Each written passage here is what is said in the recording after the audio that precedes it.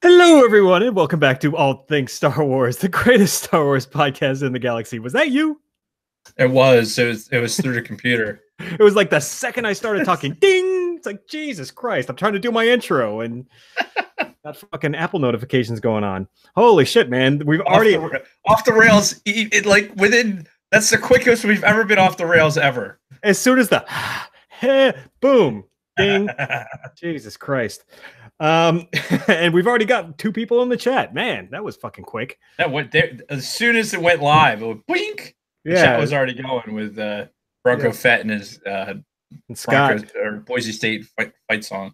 Yeah, Scott Rasmussen also in there. Man, are you guys just like hitting refresh on fucking YouTube, just waiting for us to go live? Well, I know what happens. It's as soon as I press, like, I make our connection, right? So this is the behind the scenes. Mm-hmm. I make our connections in Hangouts, and YouTube basically makes a notification that says that, hey, they're getting ready to go live or whatever it does. Oh, I didn't realize that's how it works. So it gets a pop-up. So then everyone knows that we're about to do something, and we're shooting the shit for the past 15 minutes, 20 minutes, and meanwhile they're waiting for the damn thing to start. Oh, okay. So that's why we were getting all that hate a couple weeks ago when they're like, "These fuckers, when are they going live?" Yeah.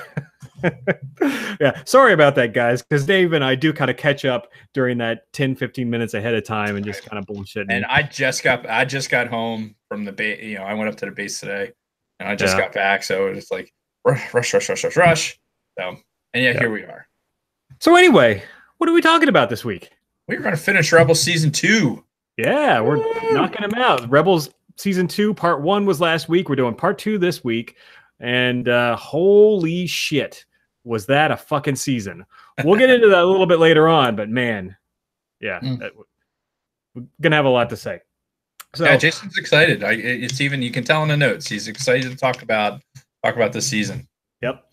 And before we get into that, first of all, I want to throw out a huge shout out to another listener, Big Lovin'. He this week got his official All Things Star Wars T-shirt from Teespring. He posted it in our...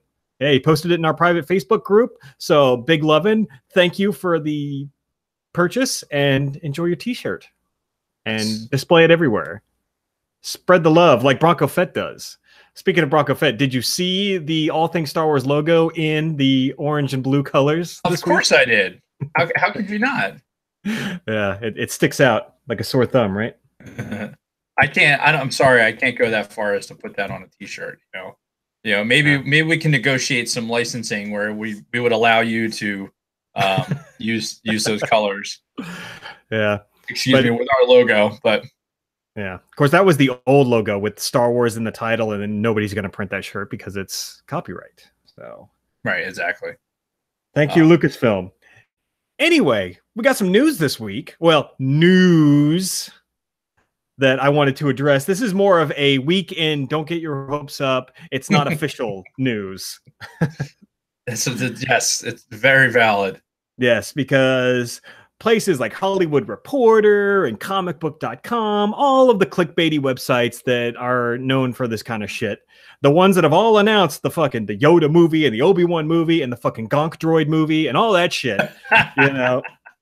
they now they're reporting that we've got some casting news for episode 9, allegedly. The first that got everybody a huge fucking boner this week was Keri Russell, and allegedly she's been cast in an unknown role in episode 9.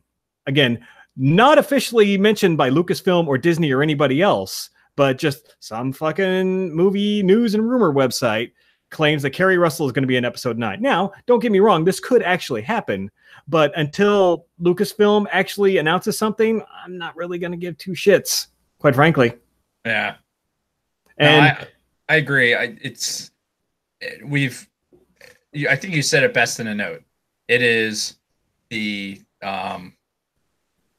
never get your hopes up for anything. You'll just be disappointed. And it goes into the expectations thing we did in our other podcast where we talked about having this huge expectation going into stuff and getting ourselves all riled up. This is the same shit. It is. It's all clickbait. It's all like, wow, this would be amazing. Yeah, I agree. It's worth talking about because, hey, it's Billy D. Williams, and it's like Bronco Fett had put it in the private group. but it's a dynamite taste. and I was like, hey, that's my line. Yeah. And it would be great, especially with the Lando reprisal in the Solo movie and making that tie-in. And he's obviously, from an age standpoint, for whatever it is that they're looking to do with these other characters of the same generation, like it would all work. I don't know. They're just gonna fucking kill him off, like they've killed fucking everybody else. They killed Han. They killed Luke. Everybody dies, Jason. Everybody dies. But they didn't have to so soon. But anyway, yes, I'm not gonna put much stock into these reports because they're not official. So who the fuck cares? And quite frankly, I was looking at Kerry Russell's IMDb page. Never seen a single thing that she's ever been in. There was one entry on there that I actually recognized. She had a spot on Arrested Development, one episode of one season of Arrested Development, which is a favorite show of mine. I don't even fucking remember that. So don't know a goddamn thing about Kerry Russell. Really don't give a shit. Yeah. Well, she's cute. I mean, she is. Well, like 10 years ago or whatever, she showed up and stuff. I haven't seen her do shit since, but yeah. She's probably going to be some empowered female with the resistance who's going to smack around Poe and be like, look at me, I'm big and strong. Sorry, what? Are we going back to that? Really? No, we're not. But, you made a good point about all of this. Never get your hopes up for anything because you're just going to be disappointed. And that's a really nice segue into my week because God fucking damn it. We've been talking about it for a few weeks now. My work tells me, hey, we're not sending you to San Antonio after all. You're going to get to come home next week. Or this was a few weeks ago now. You're going to get to come home at the end of July. Okay. And I asked multiple times before I said shit to anybody. Are you sure? Are you 100% sure that I lost my seat in this class? I'm not going to be going and then I'm coming home. Yes, we're 100% sure. Yes. So I started talking about it on the podcast. I'm going home at the end of July. Great. Then I start getting really excited, right? Oh, shit, I'm going to get to see my family again. Going to get to sleep in my own bed again. This is going to be fucking great. Now I'm really excited. I'm really looking forward to it. Fucking yesterday, they contact me.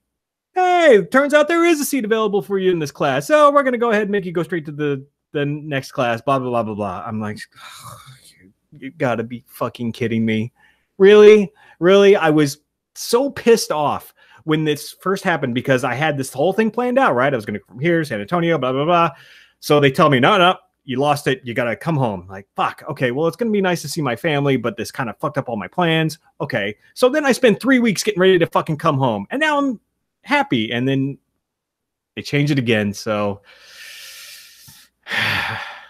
there's no, you're allowed to be pissed off about this because this is one of the problems that now that I'm out of the Air Force and out of the military, I'm going to go ahead and say it. I'm going to say the things that maybe Jason doesn't really think he should say. But the reality is that there are a lot of people that don't do their jobs, that go out of their way to not do their fucking jobs. And when they don't do their job and it affects other people's lives, there's no actual like, hey, we're going to correct this behavior. Yeah. There's a word I'm looking for which I can't find right now. Repercussions? No, it's accountability. There's no accountability. Yeah. And there's a sequence of events that happened that caused Jason to, there was all these other things in motion that were been happening in the background, right? Well, because we knew that, all right, somebody fucked up and didn't put him in the class he was supposed to be in. And then he says, now he goes through this whole thing. And at the end of the day, Jason, me, people that have been in the military, we're going to fucking do what we need to do. Yeah. Like, this is what you need us to do. Fine. This is a suck salad, but this is what I did. This is what I signed up for. Yeah, exactly. I was just going to say, it's what we signed up for. Exactly. That for us, and even as I sit here and I kind of look in the background of myself and I see all the retirement stuff, like for us, that was the easy part. The easy part is going and doing what they tell us to do. The hard part is on the families. And that's where the fucking leadership needs to step up, and they'd have to fucking say, hey, you know what? I care more about my guy and his family than I do about all this other bullshit that's going on. So I'm going to make sure that whatever's happening here, I'm going to soften this blow for him and his family, because this is somebody that I care about, because this is one of my people. Yeah. That's what's not happening. That's what hasn't happened in our that fucking wing. It hasn't happened in probably 2 decades. Ironically, I was just at Jimmy Buffett, right? This isn't part of my week in Star Wars. This is just me ranting for you on your behalf. I was at Jimmy Buffett. I ran into somebody who we have mutual friendship with in the squadron. He's in the other squadron. You'll have to let me know afterwards. I will. And we're bullshitting. It was happenstance that he happened to park and set up his tailgate across from where our tailgate was. So we invited them over, and the kids all played and stuff. It was a good time. It's Buffett. Of course, it's a good time. So, we're just talking about kind of like the culture of the unit and how it's changed over the years and everything else. And this is somebody who was like the other flying squadron is just bleeds, their tiger colors, this orange and black, because it's a tiger squadron. And this is one of those people that was like, he was one of their guys. And now he's so disillusioned with fucking everything. It's like, when I'm done, I'm fucking done. I'm not doing anything extra for any fucking buddy, because you have to take care of yourself, and nobody looks out for anybody else anymore. It used to be a family. When I got into that, I was in that same wing for 21 years, almost 22. And it used to be a family. When I first got in there, it used to be a family. And it's not that way anymore. They don't care about each other. They don't take care of each other, and they sure shit don't take care of your family. And this is, hey, newsflash for everybody that's listening and watching. This isn't just our unit. This is every military unit. There is zero. Like, you might get a handful of places where, like, they might send like people to people. Hell, we're going to send somebody while you're deployed to your house to see if something needs shoveling or whatever. And that's all well and good. But I like actually giving a shit about like what the repercussions are of what is happening to you, to your family. The fucking DOD doesn't care. The military doesn't care. The Air Force doesn't care. Nobody gives a shit. And that's part of the problem. That's part of being in the military in this day and age, as an all volunteer force. Like, we raised our hands to do this job, and fuck, I did it for almost 22 fucking years, and I left. And when I left, that it's like I didn't even, the door hit me in the ass before I was halfway through it. And they're so quick to get rid of you. And I'm not just talking about our unit. I'm talking just in general, like in the DOD. And then the fucking fight that I had to go through to do things, simple things like get paid, get fucking benefits, do all this shit. There's, they flick that booger as soon as they fucking can, once you're out. And the whole time that you're there, it's, okay, how can we take advantage of this fucking body and get the most out of it? And then when we're done with it, we hope that they die before they turn age 60 and we have to fucking pay them even more benefits. That's the reality. So I'm sorry to, all this, there's probably a lot of veterans out there. I'm looking at the chat right now because I know half of them was like that. Half of them in the military anyway. But it's yes, Dave is feeling a little better this week. That shit just pissed me off. And what really upsets me is the fact that, like, the leadership, there's a leadership disconnect there that should be looking out for you and your family. Like, how is this affecting your family? What can we do to make this better? Instead, they're like, well, we're going to do what's easiest for us. Yeah. And do it in the guise of like, well, we did a cost benefit analysis. And no. What Jason had to do was Jason actually had to write down all this shit and present it to somebody and say, no, it's costing you more money to do it this way. Let me fucking go home for a little bit, and then I would make my fucking drive down there for the next stop. And that's where we are. That's where we are in today's military. And it's a shame. It's honest to God a shame. And like I said, I'm painting a very broad brush here. I mean, there's a lot of very specialized units out there to take care of their people, and because they're allowed to be specialized and it's not homogenous.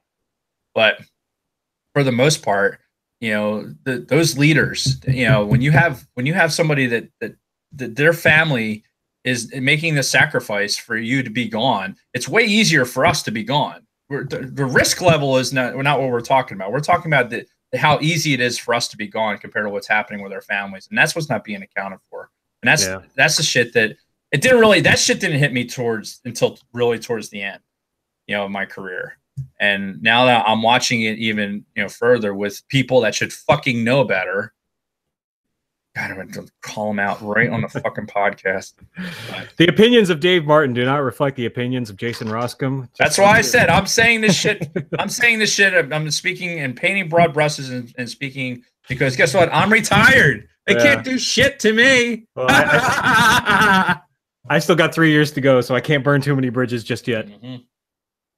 Anyway, so yeah. So the bottom line is that all of our planning, and I know Jason's mentioned a few times online that hey, when we get home, we'll be on a normal recording schedule and all that other stuff. Mm-hmm. Yeah, that's just probably gonna have to wait till the end of the year. Till November, yeah. Yeah. So, oh god. Yeah, and I even mentioned it here on the show. What was it, last week or the week before? I'm like, oh, now I'm getting really excited about coming home and blah, blah. And that just goes to show you, never get your hopes up for anything because you'll just be disappointed. Including, the casting of Billy D. Williams in an episode and, and anything else. There's, and that's one of those things where until it's in your hot little hand or it's on your Disney app and Lucasfilm announces these people in this movie, that it's real. If you're listening to our podcast, let us ground you. We'll keep you from getting too excited about anything at this point. Yeah, I like it. So, all right, let's move on from this because I've ranted enough. Speaking of being disappointed by things, I was watching The Last Jedi on Netflix because we mentioned it a couple of weeks ago. Last Jedi is now on Netflix. I've been kind of watching it, skipping through the shitty scenes, watching the good ones, and I know I've given The Last Jedi a lot of shit here on the show.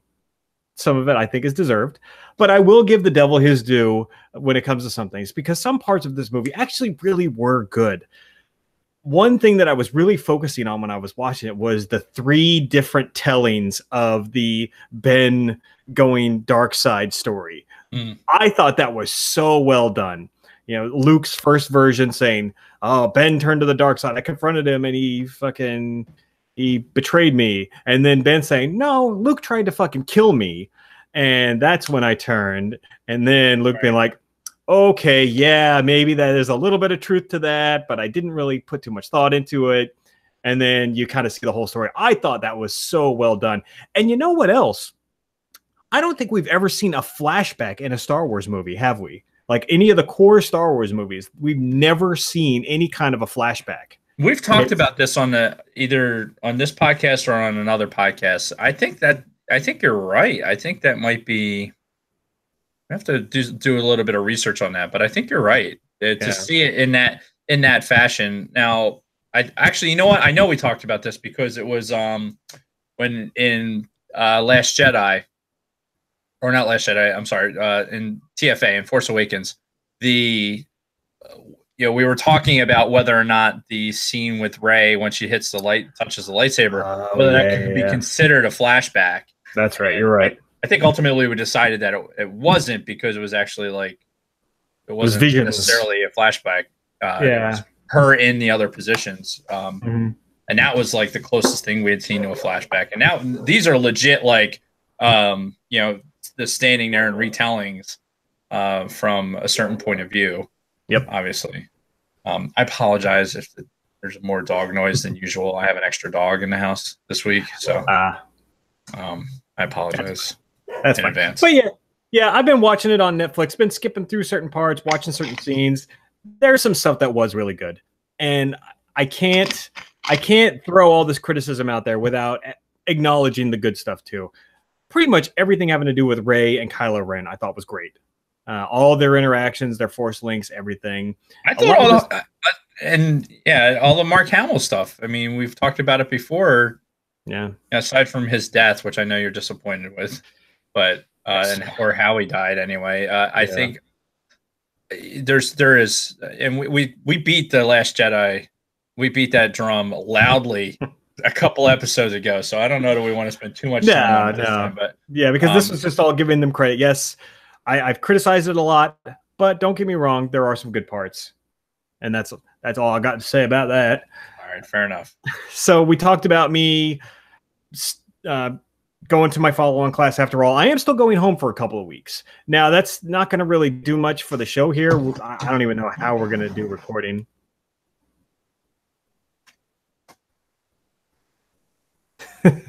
Dave's giving me the keep going sign. Ooh, he's got something cool in his hand. Anyway, so yeah, I still have to go to my follow-on class, but there's a 2-week gap in between, and I'm actually coming home for that. I'm driving back home for the 2 weeks, so I will be home.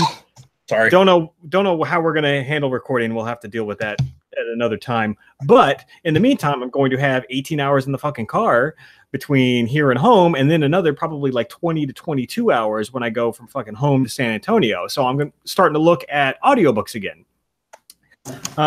One thing I'm considering doing is just re-listening to the first Thrawn audiobook on my way home, because now that we've seen more of Rebel, or now that I've seen any of Rebels, and I've been exposed to some of this other Star Wars canon stuff, I think the Thrawn book is going to make more sense, because there are a lot of Rebels references in there when it talks about like Governor Price and her issues on Lothal. And I obviously there's some interweaving there because Thrawn is part of Rebels season 3. So I kind of want to go back and re-listen to this and kind of try to soak in some of the Rebels references in there. So that's something I'm considering on my drive home. And then I need to find maybe another audiobook to listen to when I drive back down to Texas. So I'll probably just read the Thrawn Alliance's book when it comes out. So I don't know. I need to figure something else out, like maybe that Lords of the Sith or another book, maybe even the Ahsoka book if they have an audiobook of that, because there's an Ahsoka book out there that kind of bridges the gap for her between Clone Wars and Rebels. So I'd be curious to see what that's all about. I don't have that. I didn't read that. The Ahsoka book. My recommendation would be like get the solo book, and that way, because I'm going to talk about it here in a second, but I should be finished the solo book sooner than later. So if you listen to it on the way down, we could do like an actual like review of the book and talk about it. And give that book its due. That's all dependent on the money. I do want to. I know that the Bronco Fett had actually posted a link to what apparently I'm going to go with allegedly is the Thrawn Alliance's book, the audio book. He posted it a few days ago, I think, and I just confirmed it through the chat that he posted the link. So that might be worth looking into. Alliances may already be out for the audio book. So that's another option that we can look into. Yeah, because I thought Alliances wasn't supposed to come out until the 24th. You know, in my Amazon inbox right now, it still says that there's, the delivery date to be determined. So I'm not 100% sure when it's supposed to show up. More to follow on that. Yeah. And then I would definitely look back and see what Bronco Fett had posted. Yeah. The last thing for me is after watching Rebel Season 2, I want to get into Season 3 ASAP. So I'm going to be buying these again and watching them fairly soon. So expect a Season 3 review, probably not in the next couple of weeks, but soon after that, because, man, I just want to keep going with this after watching that. And I want to get into the new Vader series more, because I would imagine there's some tie-ins, because you mentioned the Inquisitors show up in the new Vader series, and obviously the Inquisitors are a big part of Rebels, so I'd like to see that tie, because it looks like there's a lot of different canon elements around this time frame that are all kind of coming together. Yeah, so, absolutely. Or came together for people who actually consumed the shit when it actually came out. Aren't doing it after the fact. I'm looking right now to see how much Rebels Season 3 is on iTunes here. I think we talked about this before. Yeah, how it's fucking expensive. Yeah. Yeah, there it is right there. How much is it? Tell me how much it is. Apparently they're like Season 3, there is on episode 1, there's a part 1 and part 2. So okay, I'll have to keep an eye out for that when I buy it this time and make sure. Pay attention to all that. $3 an episode? Is that right? It doesn't seem like it's that bad. Why does it suck so bad? Anyway, I'll fuck around with this later. Yeah, but I'd like to see how much it's going to be, right, before I spend money on Star Wars shit. And all right, stop talking. Anyway, what is going on? I don't know. My brain is like, I've been out in the sun most of the day, so it's like my brain's been boiling. What's this? Ewok movies are absolutely canon. Who is Stonebleeds? Stone. Oh, is that a new person in the chat? Yeah. Do we know you, Stonebleeds? Because I'm going to go ahead and say it that you're totally trolling me with your Ewok movie nonsense. No, I think he's got a point. You know, the Ewok adventure, it could be canon. You don't fucking know. Is it my turn? Is it my turn for my week in Star Wars? I don't know. I kind of like to sit and talk about the Ewok movies for a few minutes. Yeah, well, we have Rebels to talk about. That is true, and I've got a lot to say about it. Yeah, I've got a lot to say about it. So yeah, let's get through your week. All right. So my week consisted. Well, we already talked. We said Happy 4th of July, I think, last week because the episode was going to come out. So we had 4th of July. Like I said, oh, it's Bronco Fett's brother. Okay. Anyway, I went to, let's see, my wife was off for the week, so I tried to like do homework and like go out and do stuff with her for her week off, and we trying to do as much as possible, and so she could at least enjoy some of her vacation. We went to Jimmy Buffett on Thursday. I'm not gonna say I'm a huge parrot head. I like going to the Buffett shows. It's a fun thing to do. A coworker of ours, Brad Jacobs, back in the day, got me into doing the tailgating and doing all that fun stuff. So we went and we had a tailgate for this one. My daughter Kate actually bought the tickets when they first came out. So it was a great time, and I'll give you some details about who we ran into later. Yes. So I went and saw Buffett on Thursday, and then Friday was like panic mode for like getting homework done and shit. And then same thing with Saturday and Sunday. So it was not much like being able to viewing or anything else of Star Wars. I picked up the Solo book again, and had a minute where I was like, I'm just going to go in. I have a little swimming pool. So I went in the pool and read 5-6 chapters. And I pushed through some chapters last night before I went to sleep. So I really want to get this book finished because I want to get it like out of my life before Thrawn shows up. Mm-hmm. It's not that I don't want to tell. I don't want to give people the impression that because I haven't read this book in its entirety, like right away, that it's a bad book. It's actually very interesting what they're doing in the book. However, it's based on what my life is right now. I don't have time to sit down and read it and gulp it in.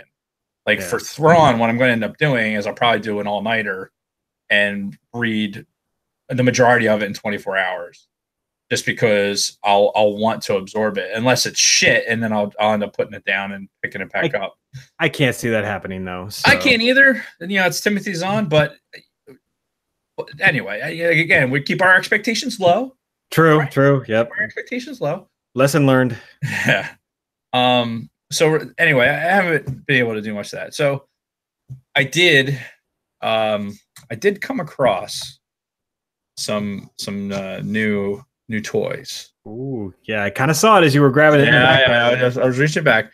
So this is very, very inexpensive. It was just stuff I happened to pick up on eBay that I want to be able to display. So one of them, I talked about it before. So I got myself a 1982. Oh shit! Original TIE Fighter. Yeah, it's nice. Yeah, he's got the 1982 stamped on his foot. You're never going to be able to see it on the podcast. No, not at all. He looks good. He's in good condition. Didn't come with a blaster. I think it's just loose. It was. I'm telling you, it was a couple bucks. Yeah, and but the paint's still on. You can still see the Imperial emblems on his chest. It's funny how the necklace detail, like not that he's wearing a necklace, but his neck does not have a neck. He is without neck. Yes. Necklace. Just wanted to make sure I clarify.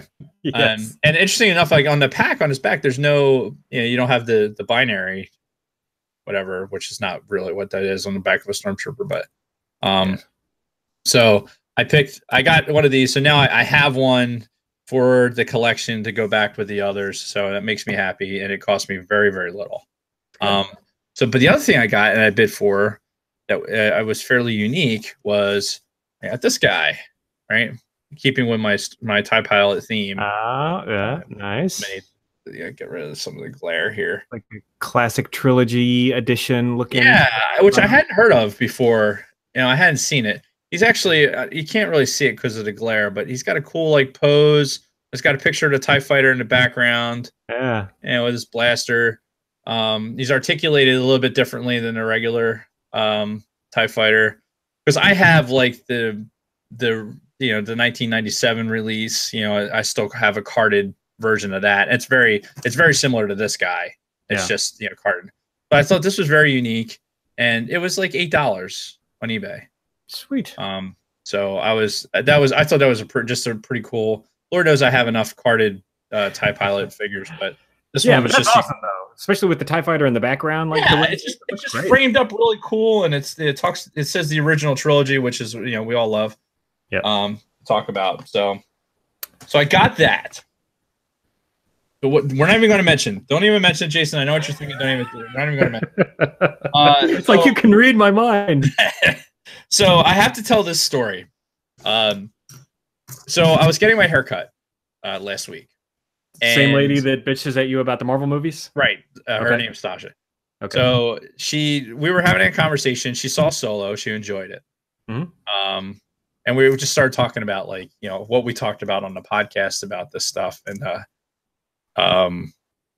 got to talking about the whole thing with the bag of dicks and all that other stuff. That whole conversation came up. Carrots and potatoes.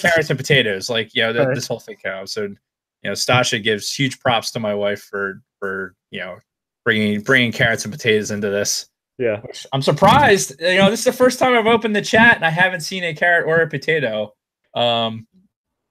So I'm sure now they'll come now that I've mentioned it, and there's no flying objects as of yet. I believe my wife is probably finishing up work and she'll be on her way home soon. Anyway, so talking to Stasha and we got into a conversation about DC. Okay. So, and she's a comic book nerd. And we were talking about DC, and she was leveling some hate against DC, especially about Batman versus Superman, which I think there's a lot of people that have that same. Yeah, you're talking the movies, the DC movies. Right, the movies. Okay.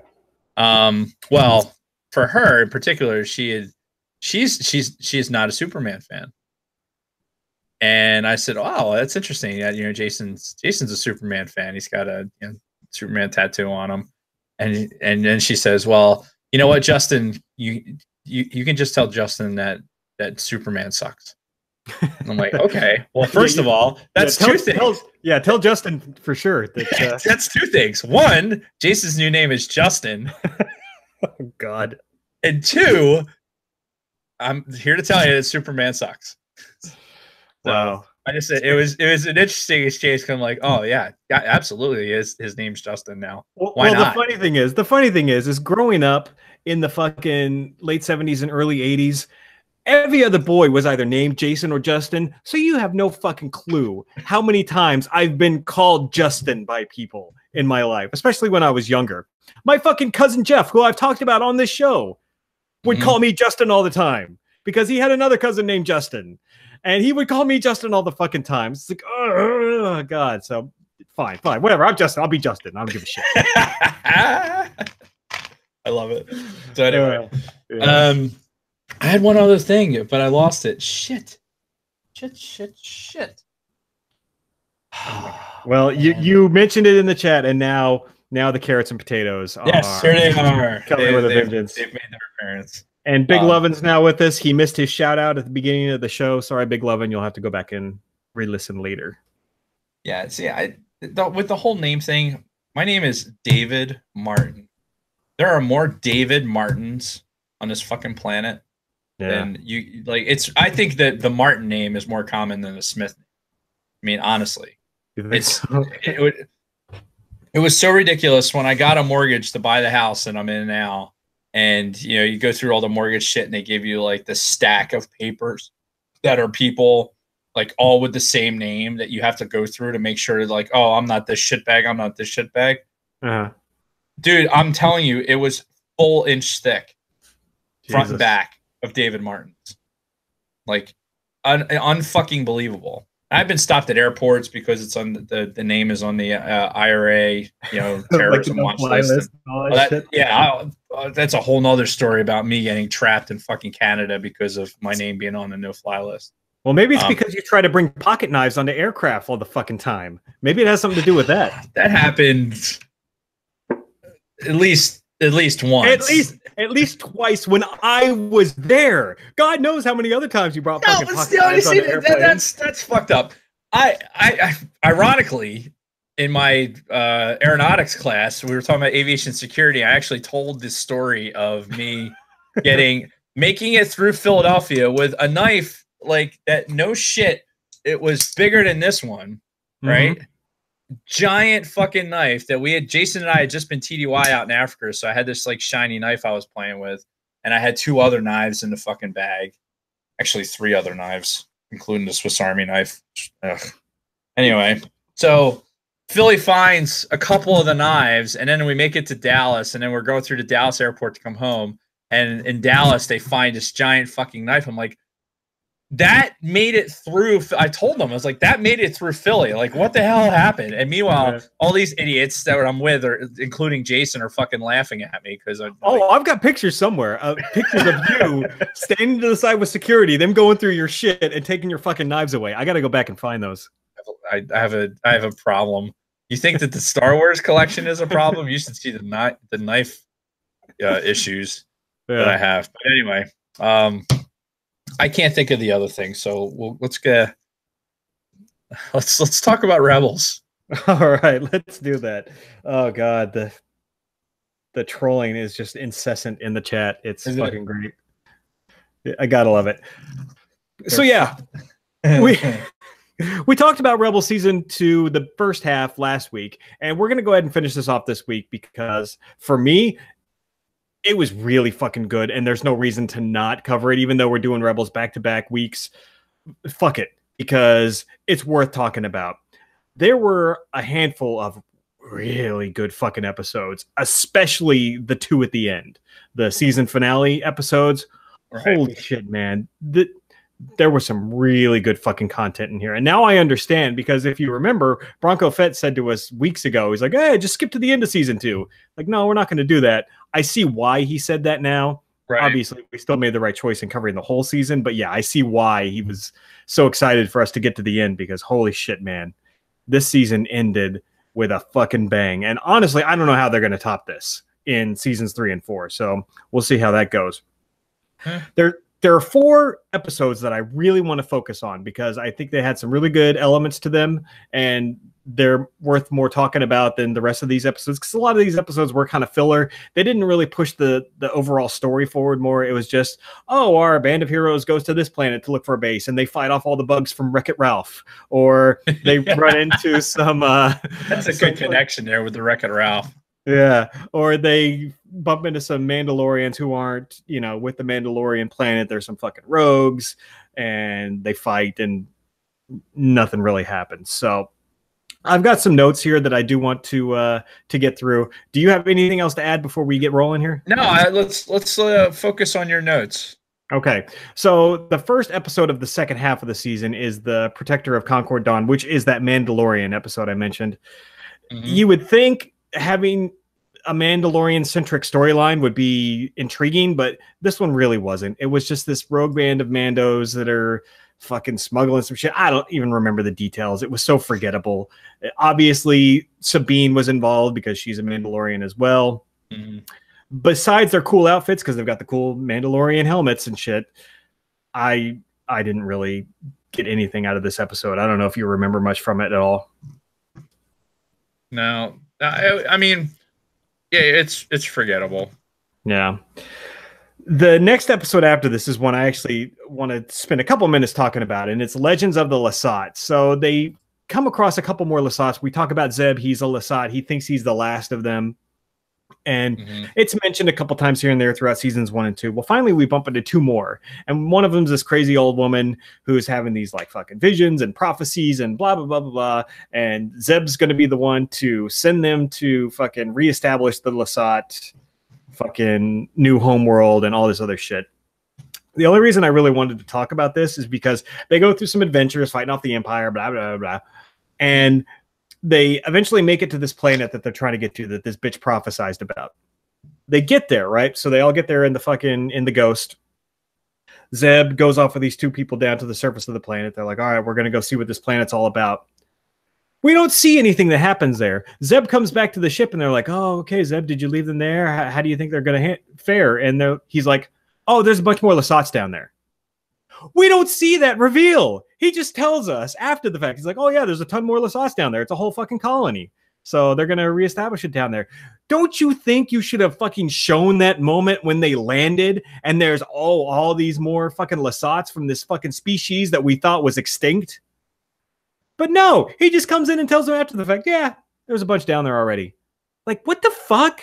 Well, my thing with that episode was like, it really, this is where Zeb's entire reality like changes because of like what is going on, and like, all right, this person's crazy. There's no possible way that there's like this planet that's going to basically be the, save us all. And then when all that shit actually happens, like I think they paint a picture of like, okay, you're looking at a different character. Like Zeb comes back to the Ghost to rejoin the team as a different person, or as a different character. I think that's the point of the whole thing. The fact that the planet reveal even was there, and that they got to where they needed to go, because they didn't have to go through that fucking cloud thing, and it was all this fucking it was shit. like a black hole cluster and it's like some Star Trek bullshit. Yeah. And so they got through that, and but to me, that's what I took out of that. That was Zeb basically, all right, here's all the things that he thought that made his character what it was up until this point are now changed, because he's not alone, and he knows that his species will survive. So now that he can, now his commitment to the team and the rebellion and everything else is going to be way more solid, because he's staying with them. Yeah, and he does kind of mention something about that in the later episode, the honorable ones, that I want to spend some more time on. But we'll get to that when that comes. Couple more filler episodes. Losing fuel becomes a big theme throughout this season. They're constantly searching for fuel. Yeah, so it's ironic, isn't it? Because like in Star Wars, we've never really thought about like going to gas up. You know what I mean?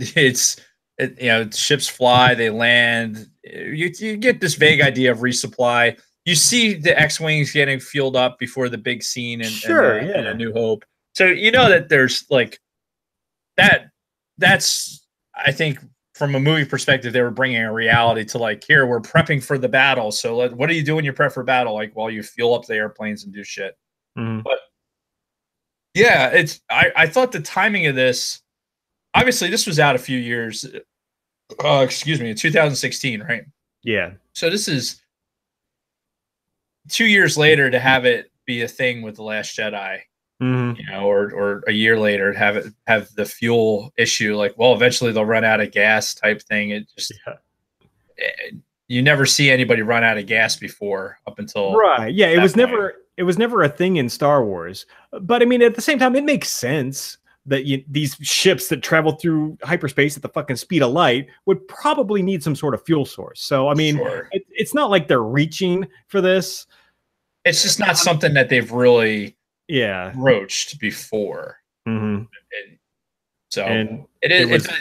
is interesting, like, especially now, like, for your perspective, that you're watching it now, having seen Last Jedi and seen this whole other thing play out with the slowest the slowest ships in the ocean, basically trying to tack to each other, and the cannonballs are just not reaching them. So for you, the timing of it is more interesting. And I think it's a theme that you're gonna see later on too. Yeah, I mean, shit, the whole Solo movie, if you really think about it, is based on a fuel element. Yep. Right. Yeah. Same thing. So it's an energy thing. So it's obviously important. Yep. And that comes into play in the episode, The Call. Fucking space whales, fuel searching. Ezra again using his ability to talk to animals, and he uses it to talk to these space whales to fight off the fucking mining guild. another just kind of episode. I was not into that episode at all. The space whales, really? Yeah. Release the Kraken. Yeah. Oh, and at the end, the whales have their own version of hyperspace travel. Yeah, so, of course. Why wouldn't they? Because they're space whales. Yeah, that was a head scratcher. I'm just like, I don't know how I feel about this one. We move into another episode, Homecoming, where Hera, I don't know why I said Hannah. Hera comes across her fucking dad on Ryloth. They go to Ryloth to fight some fucking battles or some shit. And big whole thing with her dad. Apparently her dad was a big celebrity in the fucking Clone Wars. And Kanan's all like trying to make himself look good. Because at first, I've still had this feeling that like there's something between Kanan and Hera. Like some sort of a, like, if nothing else, sexual tension there. And I thought when her dad first showed up, that Kanan was trying to like make himself look good. He's like, oh, do I look good? Oh, be nice around, the general or whoever. I thought, he wanted to impress him because he was, looking to get into Hera. But no, it was because of his fucking Clone Wars war stories. He just wanted to sit around and hear those. I'm just like, come on, really? It's really so you're picking up a little bit of just like this sexual, like just like this Hera and Kanan relationship thing. Yeah. By episode 15, 16. Well, no, I mentioned it. I mentioned it in season 1 also. Yeah. Well, you're still like, you're being real vague about it. There's nothing to be vague about. There's definitely an attraction there. Yeah, but I mean, they're not being very direct about it in the show. Like, no. She's the leader of the group, and I mean, you can see it. Like, there's been episodes where you see like some of it's been fairly overt, with hand holding and like their proximity to each other and certain things. So it's some of it's definitely very overt. Like I found it amusing that you're like, wow, I get these hints of. There's no hints. It's there. It's totally there. Well, I mean, but they're not putting it in your face. That's like, you really do have to kind of pick up on the signs, or you just wouldn't see it. But we'll finish Clone Wars eventually there, Bronco Fed. Give me a fucking break. Oh, there was a weird scene too where, how the Twi'leks have a weird accent sometimes. Like the one who sounded like she was French, the Jedi with a nice rack. Mm-hmm. She's got kind of that weird Frenchy sounding accent that came out when Hera was like talking to her dad. Did you notice that? Because she talks in a normal, like, she went native American accent, and as she's like bickering with her dad, the accent starts to come out more and more. And it's funny because I've actually seen that firsthand before, like with human beings in real life. We have a mutual friend, a former coworker, who's like that. She's from the South, and when she drinks or gets around certain people from her area, her deep Southern accent really comes out. So, I guess you just can't help it. Yeah. So that was kind of neat. Because it happens in real life. That's why. All right. Let's get to the honorable ones. Yes, the honorable ones. This episode, I thought, some reviews that I've seen of this season, people kind of blow over this episode, but I thought this episode was really fucking good. Because it starts off where they're going to Geonosis. Something's calling them to Geonosis for some reason. And if you remember Geonosis, episode 2, Bug People World. Right. They get there, the rebels get there, and there are no signs of life on Geonosis. Like, all of the bugs are fucking dead. And we don't know exactly why. We assume the Empire probably fucking wiped them out. But in this episode, they didn't explain it at all. But Agent Kallus shows up with his fucking fleet and battle with the rebels, blah, blah, blah. Through a series of events, Kallus and Zeb end up on a fucking escape pod together, and they end up blasting past Geonosis and crash land on some fucking ice moon. Mm-hmm. And it's the plot itself is not an original story at all. Two enemies kind of trapped together, having to survive together. Fucking, they've done it in the movies before. They've done it in TV shows before. But I think it was really they've done it in Star Wars. They've done it with. Oh wait, yeah. They did it with I want to say they did it with Dooku and Obi-Wan. Remember? What am I thinking about? I don't know. Am I having a stroke? What's going on? Maybe. No, I feel like, I swear to God, I feel like that there was this scene where, was it in one of the books? It was probably a book. It definitely wasn't a movie. It's in my brain. We've seen this before. Like Dooku and Obi-Wan and Anakin had to like work together to. Oh, you know what? It's in Clone Wars. It's in Clone Wars. Oh, okay. That they have to do it. Yeah. All right. So anyway, it's out there. It's canon. Fuck off. It happens in this one as well, and it's a kind of a cliched plot point, but it was executed really well. It starts off where they're, bickering, blah, blah, blah. I'll fucking kill you. Fuck you. And they crash. Callus hurts. He like breaks his leg or some shit. So Zeb's basically got him at his mercy. He could fucking just crush his head at any point. Excuse me. He doesn't, of course. And now they have to fight off both the weather and some other fucking bugs that are in this game. A lot of bugs in this fucking season too. A lot of bug like creatures that our rebels have to fight off. And if you saw it, this was introduced way back in season 1. Fucking Callus had a Lasat weapon that he had modified, and he was using it to fight off Zeb. And Zeb noticed that in season 1. Well, they talk about it again in this after they've crash landed, and Zeb's like, "You don't deserve to have this," And Callus is like, "Look, I didn't steal this from anybody. I defeated the guy in combat, and he gave it to me." And Zeb's like, "Fuck." That's a thing, because with the Lasats, it was their tradition. Like, if you're bested in combat, your last action is presenting your weapon to your fucking defeater, basically. Okay. And this starts building this rapport between Callus and Zeb, where there's still some antagonism there, but they're slowly kind of starting to see each other's point of view. And they're fighting off these bugs together, trying to get help together to get off of this ice planet they were stranded on. And by the end, there was a moment where Callus kind of had Zeb, because Zeb was like falling down this hole. Callus had a fucking weapon, and he could have just killed Zeb right then and there, and he didn't. He fucking helped him out of the hole. And they're sitting there waiting for capture, and our rebels show up first. And Zeb could have fucking grabbed Callus, because Callus was still injured and everything, taking him up to the Ghost and be like, "All right, we got a fucking prisoner of war. Here we go, top agent with the Empire." And he doesn't. After everything that they had been through, they just kind of, mutually shake hands, part ways. Later on, towards the end of the episode, we eventually see Callus, who's been rescued by the Empire. He's walking through the corridors of the Star Destroyer. He looks like he's out of place. He feels lost. He's trying to talk to people. They're just kind of like, agent, and just going on about their day.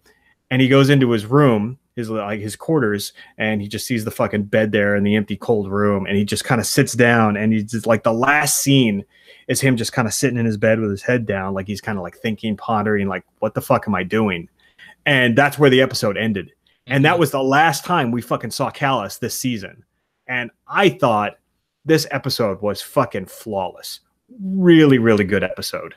And it is a turning point episode, with like, it's not a coincidence that you're recognizing these things with Callus and that interaction with Zeb. I mean, it's gonna mean more later for sure. Yeah, and I mean, and they make it fairly obvious. Sure, but I mean, it was done really well. Just between the animation and like especially that last scene at the end, as Callus is back with the Empire, and you can tell now all of a sudden he seems like a fish out of water. Whereas just a day before, he was fucking dickhead Callus, who was being a jerk, chasing down our rebels. And now all of a sudden things have clearly changed with him. And he's probably rethinking this whole thing. And I would imagine this has got to be the seeds being planted for him eventually defecting. So we'll see. But we don't see him again for the rest of the season, which is a little bit disappointing. I got nothing. Yes. you're pausing, waiting. No, yes. So everything. Yeah, the next episode is the other episode I wanted to spend some serious time on, and that's Shroud of Darkness.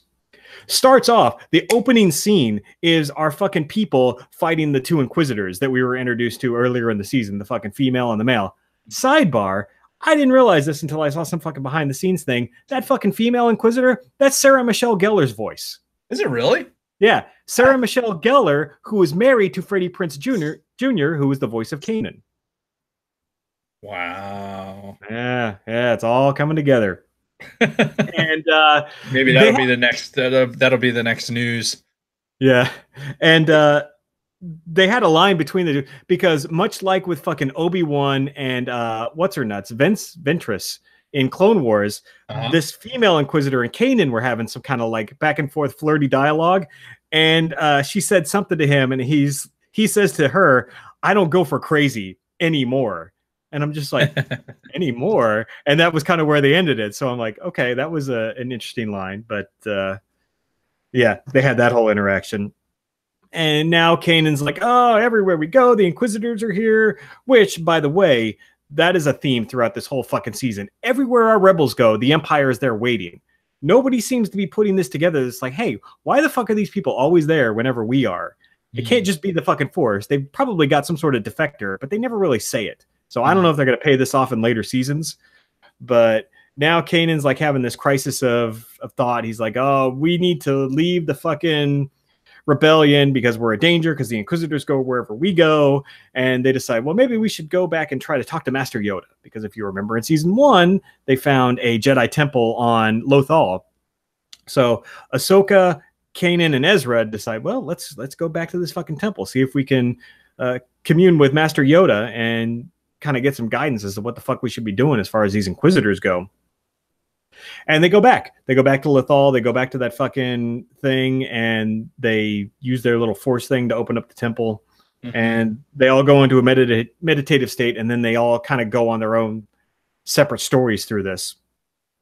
A cool one was Kanan kind of goes off into this room that's like all these temple guardians, I guess they're called. And they're like, this main one's kind of lecturing him, like, you're going to fuck up, you're going to lose your Padawan to the dark side, blah, blah, blah.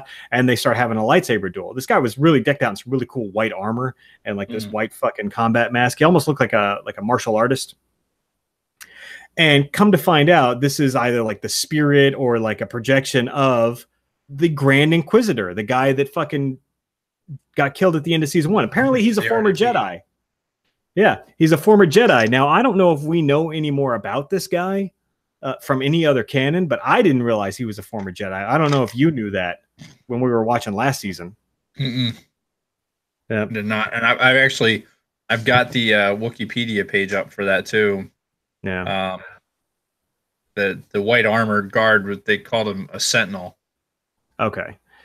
The armor was pretty cool though, and we're going to see that mask again later on in this season. And Ahsoka has a vision of fucking Anakin. And it's Anakin kind of lecturing her like, why the fuck did you leave? This is all your fucking fault.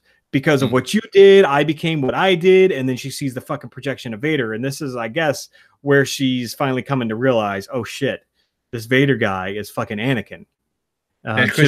She does mention, like, because they're talking about, like, well, whatever happened, you know, to your master. Yeah. And she mentions that, like, yeah, last time I saw him, he was being rushed off to see Emperor Palpatine. Yeah. And then after that, all the hell broke loose. Yep. So I'd be curious to see that story. Like, maybe that's in the Ahsoka book, the last time she saw Anakin. Maybe. So now you mentioned that a few times. It almost makes me want to see what this Ahsoka book's about. Yeah. Anybody in the chat? You guys? Wait, hang on. Problem with looking over at the chat is you got to catch up. Yeah. Oh, Jesus. Oh, God, there's no way I'm going to catch up. Yeah. Yeah, Dooku gets captured by the pirate. Yeah, the Clone Wars episode I'm talking about. But it was Dooku and Obi-Wan and Anakin. Oh, yeah, I do remember that. They all fucking in there, and then they have to work. The three of them have to work together to get out of it. Yeah. Well, Big Lovin' is saying the Ahsoka book is awesome. So. Yeah. Oh, okay. Yeah, good book. I see it. And since he's, you know, one of the only people who have bought our T-shirt so far, then I will trust his judgment over the rest of y'all. So, this is. I don't know that this is a good way. Like, I'm in a marketing class right now, and I don't think that is a good way to market our brand. To guilt people into buying that shit. All right. But if it works, it works. But I don't know that that's necessarily the best strategy. Yeah. At the end of this episode, Yoda tells, because eventually they do see Yoda, or at least Ezra does, and Yoda tells him to find Malachor, which that comes into play at the very end of the season. And then we see a very quick appearance by Vader. But at the end of this, I wrote, holy fuck, what a great episode. Because it was a really good episode. And it's leading into the finale, even though we have a couple of filler episodes in between. Mm. Yeah. Mm-hmm. So we get another episode called The Forgotten Droid. This one was actually kind of funny. There was an Imperial protocol-ish droid that ends up apparently is now also part of our band of rebels. He gets reprogrammed, rescued by Chopper, makes it back to the rebel ship, and now all of a sudden he's with the rebels. I don't know. It's actually funny, like the interactions between him and Chopper, and especially when he was interacting with some of the Imperials. He was a unique character, which I'm actually looking forward to seeing more of him. But again, more filler episode. It didn't really push the narrative forward anymore. I would agree. Yep. And then before we get to the finale, we have the mystery of Chopper Base. And this is where they fight the fucking bugs from Wreck-It Ralph. I swear to God, they look exactly the same as those fucking bugs. And it's another, oh, we found a base. Oh, a bunch of bugs here. Oh, can't use this as our base. Dun, dun, dun, dun, dun, dun, dun, dun, at the end. Yeah. So yeah, really, really nothing to that fucking episode that I can think of. In fact, I have like 2 lines of notes for that fucking episode. But then we get to the finale. It was a 2-parter, and it is called Twilight of the Apprentice, which I'm seeing this. I'm like, ooh, well, that's interesting. The only apprentice we know about is Ezra. And It's a 2-parter, and you can see Vader in the fucking thumbnail for this thing. So you're like, oh, guess Vader comes back. Holy shit, man. Where to fucking start on this thing? So our 3 Force users, Ahsoka, Ezra, and Kanan, go to Malachor that they were told about a couple episodes prior by Yoda. Come to find out, this is like a Sith world, a former Sith world. There's all kinds of like battle fucking damage around. There's like these like ashen fucking skeletons, I guess, of fucking Jedi and Sith fighting. They mentioned that there was a war here thousands of years ago. So this takes us back to the Old Republic era. Yep. They're talking about a Sith fucking temple, Sith fucking holocrons, all the shit that's from the era that we've talked about in the past, from the Old Republic time with the Sith versus the Jedi. And they go down into this fucking temple underground. They get separated. Fucking Kanan and Ahsoka get separated, and they fight a new Inquisitor. There's now a 3rd Inquisitor that we've seen this season. And they're fighting them. And while they're doing that, Ezra comes across a Zabrak, an old fucking Zabrak with a cane. He's talking like an old man, but he's got the red and black tattoo. So I'm like, this has got to be fucking Darth Maul, right? Because he doesn't come out and say it. He's just like, you can call me old grandpa or whatever. I can't remember the fucking name that he told. The old master, I think. Yeah. The old master. And eventually the other 2 Inquisitors show up. So now we've got fucking all 3 Inquisitors in the Sith temple, and they're all talking about, like, they're looking for the Shadow, which they're referring to the Zabrak, and they're also looking for a Sith holocron that's going to power some weapon. All kinds of shit goes down. Fucking lots of fighting between Ahsoka, Kanan, and the Inquisitors. Lots of shit with this fucking Zabrak and Ezra, and the Zabrak's like trying to talk to Ezra about using the dark side. That's how you're going to fucking see your full potential. That's how you're going to grow strong. And he convinces Ezra a couple times to kind of like dip into the dark side of the Force. Ultimately, we come to find out this Zabrak is indeed fucking Maul. He eventually admits it to Ezra after they find the holocron. They grab it, and yeah, it's Darth fucking Maul is back. As I knew he was eventually coming back in Rebels. I wasn't sure when, but when I saw him as like the old man, I'm like, that's probably him. Right. And this first of the 2-part episodes ends with Ezra and fucking Maul coming out of this temple just as the 3 Inquisitors are fighting fucking Ahsoka and Kanan in this like massive lightsaber battle. And Maul ends the episode with, ooh, this looks like fun, or some shit. Right.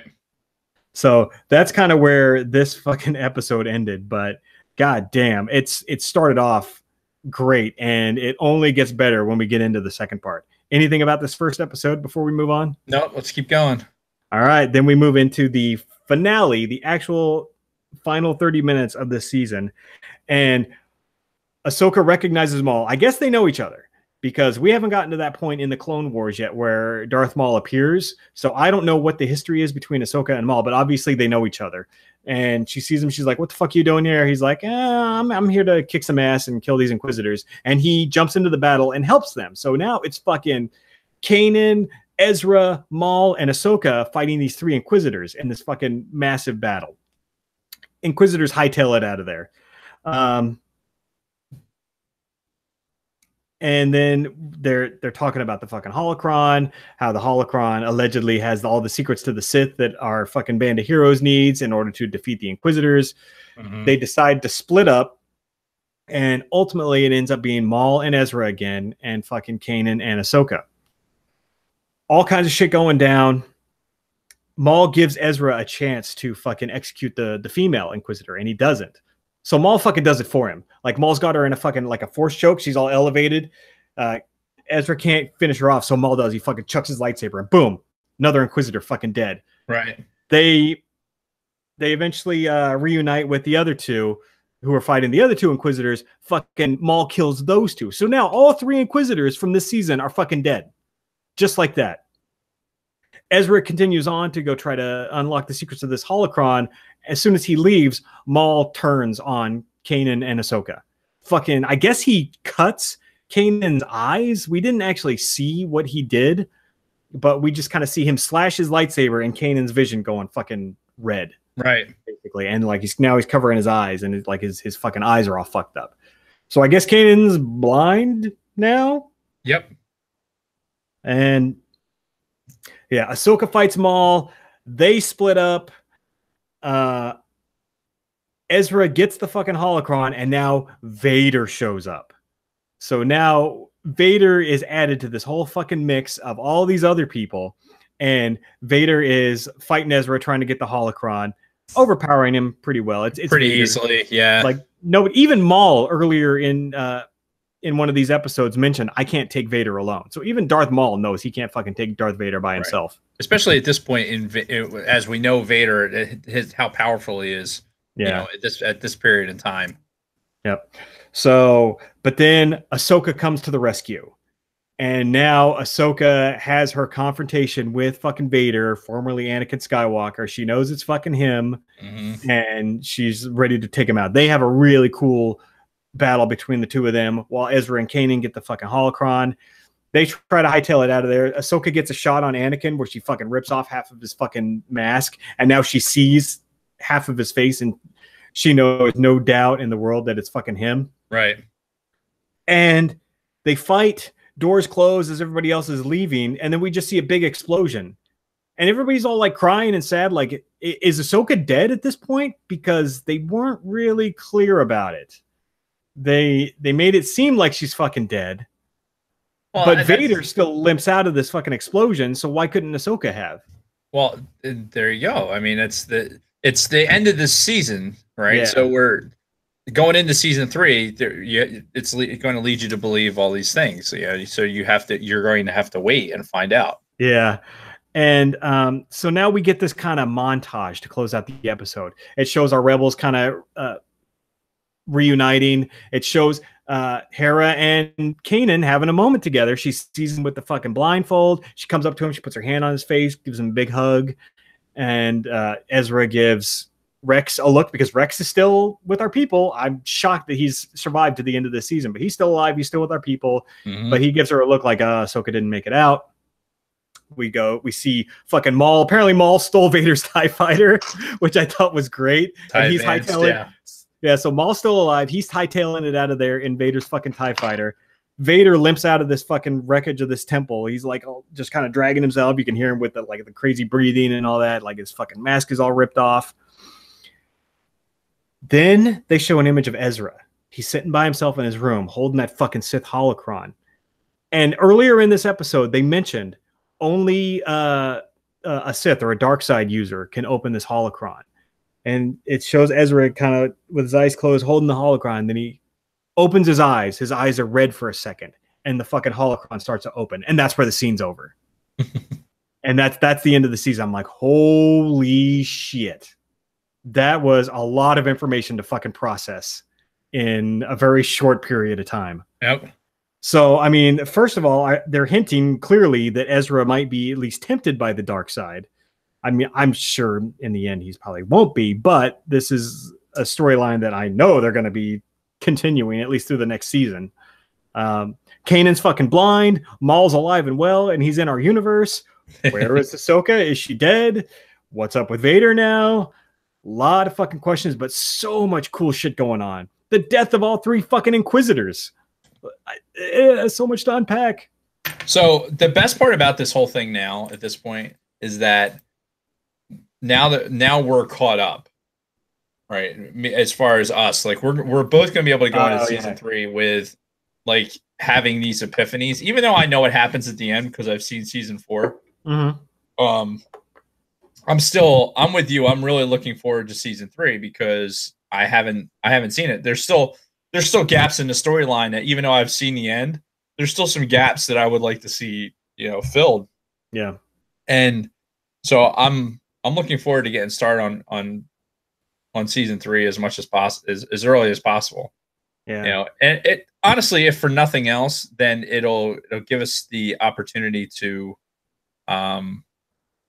get this closed out and then kind of move on back toward Clone Wars.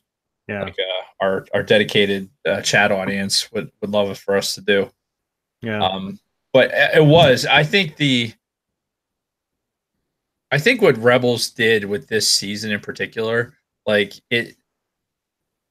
I remember when this had been coming out and I was catching episodes because at the time I was recording it off of Disney XD, and watching it off my DVR, and I was catching episodes here and there. I wasn't able to really sit there and get them like real time, right? But it was really like building up this storyline and these characters, and like now you've had a Darth Vader appearance, which is going to grab a certain share of the audience, and now you've got Ahsoka and their confrontation and all these things happening, like really building up and not to mention Darth Maul, coming, being back, really doing a good job of just building things up and getting it ready to go for season 3. Mm-hmm. And I mention this now because I'm just like swinging stuff at the camera apparently. I mention this now because it makes me think about what Dave Filoni is working on next. We know Dave Filoni's the guy, right? Well, he's in charge of that Resistance show. He's doing that Resistance show next. And we didn't really talk about like there was some screenshots that got out there about like the animation style and all that. It was it Celebration or was it Comic-Con? There was something going on in France, and there was a really grainy screenshot that was leaked out on the internet of the animation, and apparently it's going to be it's got a lot of BB-8 in it or whatever, but I feel like Dave Filoni gets it just based on this stuff. I feel like Dave Filoni gets it. I think he gets us as the fan and like what is entertaining us and what's engaging us in our Star Wars universe. And it kind of goes back to the episode we were talking about before, like as where do we need to be? Where do we need to get back to? When you got a guy like Dave Filoni in this Star Wars universe, oops, sorry, probably loud. Yeah. I think that should give you a lot of hope that like those products. Now, this animation style and the Clone Wars animation style, there was a lot of debate about that before they came out, and you almost forget about it, honestly. Yeah. Like as you're in, because you're into the story and the music and everything else, like how it's drawn. It doesn't really matter, right? At that point, and I think whatever Filoni works on next, it's definitely not what I saw. The picture of wasn't. It definitely wasn't a Big Love and asked us to follow Resistance episode by episode. That might be tough. That might be tough. I guess though. It depends on how it comes out. Is it going to be on Disney XD or is it going to be the? I believe it's going to be on Disney XD. Okay, I mean it might be worth. Well, actually, I don't have cable, so I don't know. I don't know how I would. I have Disney XD through my Sling app, so I know I loaded the Sling app on your Xbox. My Xbox, yeah. Okay, yeah, so that might be a way. We always have it that way. Yeah, it could be worth it, at least in the beginning, first few episodes, to see if it's any good. Yeah, I just bring it up because one of the things that I find like how in year 180 of the whole Rebels thing is like how much you've enjoyed the storyline and how like it's kind of engaged you, and I really think that this is just it just shows where Dave Filoni does. He like obviously there's a lot of other people involved in it too, but like Dave Filoni's the guy, and he gets it. And I'm looking forward to season 3 because I'm looking forward to watching good episodes. I'm sure they're all not. It's just like every other one we've seen so far. I'm sure not every one of them is gold, but I know that going into season 4, man, was really good. Yeah, and I think every episode I watched, I was extremely engaged. So I'm looking forward to that same thing in season 3. You can tell he's grown too, because throughout season 2, there were no bad episodes. Like there were no episodes that were just like fucking stinkers, like some of the Clone Wars episodes. So you can tell he's grown as, the producer and the guy behind this stuff. And he knows some shit you just don't do. You don't make the super fucking lame or super fucking goofy stuff. Oh, and plus with this character base, like he has a lot more freedom because you're not limited into like, okay, you can't do. There's certain things you're not going to be able to do with, Obi-Wan or Anakin, or you can introduce an Ahsoka character and you can introduce different characters, but ultimately you have these constraints with like what this character is. Same thing with Vader and everyone else. Because even when we see Vader in Rebels, like Vader's Vader. Yeah. So James Earl Jones again was back to do the voice, by the way, which is fantastic. I mean, it just lends credence to the whole thing. I'm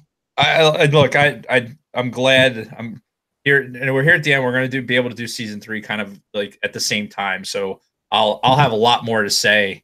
Because for Rebels season 1 and 2, it's mainly been Jason catching up to where I'm at and just me commenting on it. I'm looking forward to having a little bit more back and forth as we're realizing things at the same time. That I think that'll be fun. But goddamn, this whole season was really, really good, especially this ending. And like I said at the beginning of this episode, I don't know how they're going to top this, because this was really fucking good. This whole ending, these last handful of episodes. It very, very solid. And it is Star Wars. Like I said last episode, this feels like Star Wars. It looks like Star Wars. It is Star Wars in every way. And this is what we deserve as far as Star Wars canon goes. Yep. And we're a couple years behind on it right now, but we're catching up. I'm looking at the chat just to catch up because we've only got a few minutes left, right? Yes. Less than 10. So let's keep it moving. I wanted to look at the chat. They're talking. They're kind of having a conversation about Lando's diary entries and Easter eggs from the old Legend Lando books. I agree with Big Love, and there is so much in the Solo movie that there's so many reachbacks to other things that are really outside of the canon, as far as talking about certain things and having certain things shows up. So it really just comes down to honestly. All right, so Bronco Fett, sidebar. Bronco Fett just makes the comment: Roscoe needs a new tank top. What? This is one of my favorite shirts. I forgot to mention it earlier. He's still wearing a fucking tank top. Which, thank God, he's going to be home for a couple weeks, because then Operation fucking Tank Top is going to be a go. Good luck with that. I'll come up with a better operation name. You'll fucking hide it, and I think you're gonna have to. I will find it. No, you won't. Definitely won't. My Bothan spies are going to be fully at work. Anyways, what was I saying before the fucking tank top came up? Because goddamn, you were you were catching up on the chat. They were discussing all the stuff that's in Solo. There's definitely a plethora of things that I know in our Solo review we touched on some of it. There's there were way too many Easter eggs to even mention. Yeah, and that's going to be one where I'm looking forward to Solo coming out on DVD, Blu-ray, whatever, electronically, just because I want to be able to watch it and be able to catch a lot more of the stuff at my my own pace. Yeah. I didn't get a chance to see it in theaters. I think it's still in a handful of theaters right now, if you can believe that. Maybe I'll do a search when I get home next week. Yeah, I think it's still in Cherry Hill, honestly, because Kathy and I went and saw the new Incredibles movie in Cherry Hill, and I think they still had solo shows. How was that, by the way, Incredibles? I will say this: The Incredibles 2 was entertaining. I think that kids will enjoy it. Was it enough? Was it? We went and saw it. Spent however much money it was. Was it worth seeing it in the theater? I don't know. I mean, I was super excited to go see it because I was I love The Incredibles. I love the first movie. There's a lot of good things in it. There's a lot of good parts to it. And it was entertaining. It just, I don't know what else I could really say about it. Other than that fucking Elastigirl. That's the only reason adults are going to go see this movie is to fucking watch Elastigirl run around. I mean, honestly, I got a whole other. We could go on and on about that. All right. Well, we are just about out of time, though. Right. So, what's a crazy guck? I don't know. Is that a Canadian thing? I don't know. Big Lovin' is Big Lovin's like there. That is a good thing. Bronco Fed about a PO box, and we'll talk to Jason and I'll talk about it offline. But us crazy gucks have to get off. Yeah, we do. Phrasing. So yeah, next week, no fucking clue what we're going to talk about. We do have one more recording session while I am here in Mississippi. So I don't know. We'll try to make it a good one. Yeah, we'll figure it out. We need to do the reordering of the movies. We've been mentioning it a lot lately, and I don't want to rush that just to do it. I want us to be like have a nice lead into that. So we'll get there for that. There's stuff. We got plenty of stuff. We'll talk about it. Yeah. But no plans right now. So no plans right now. Stand by. I know our hey, if you're not a member of our private group for the All Things Star Wars podcast on Facebook, find us at facebook.com/All Things Star Wars pod. And you can see there, and I think there's a link to the private group, or look for the All Things Star Wars podcast private group. Yeah, just search groups. Because honestly, a lot of the shit, the crazy back and forth between these guys, most of the people are here in the chat. Yeah, we're posting a lot of stuff in there. We've been woefully inadequate on the Instagram side, and we got to get better on that. But I know we've both been busy. School is busy. If I'm sitting in front of the computer, I'm usually doing schoolwork or the podcast. So I haven't really spent time podcasting or Instagramming, as it were. So, but you can find us on Instagram as always at All Things Star Wars Pod. Find us on Facebook.com/All Things Star Wars Pod. The Teespring store, if you want to be cool like Big Lovin' and get yourself hooked up, it is teespring.com/stores/All Things SW Pod. And I've looked at the store right now. There's been some transactions. So, and I know it's not just me and you and Big Lovin'. I know people have been buying stuff. So thank you for those of you. And if you get something from there, post it on social media and tag us so we can see it. Yeah, on Instagram or on Facebook. Absolutely. And we'll share the shit out of it because, we love it. And that's all we've got to say about that. So we got to go. But go to teespring.com/stores/All Things Star Wars or All Things SW Pod. Star Wars, because branding. And for the audio listeners, the link will be in the show description. So absolutely. And pasting that in there. Hey, and you know what, guys? Get on Twitter. There's not a lot of All Things Star Wars podcasts happening on Twitter.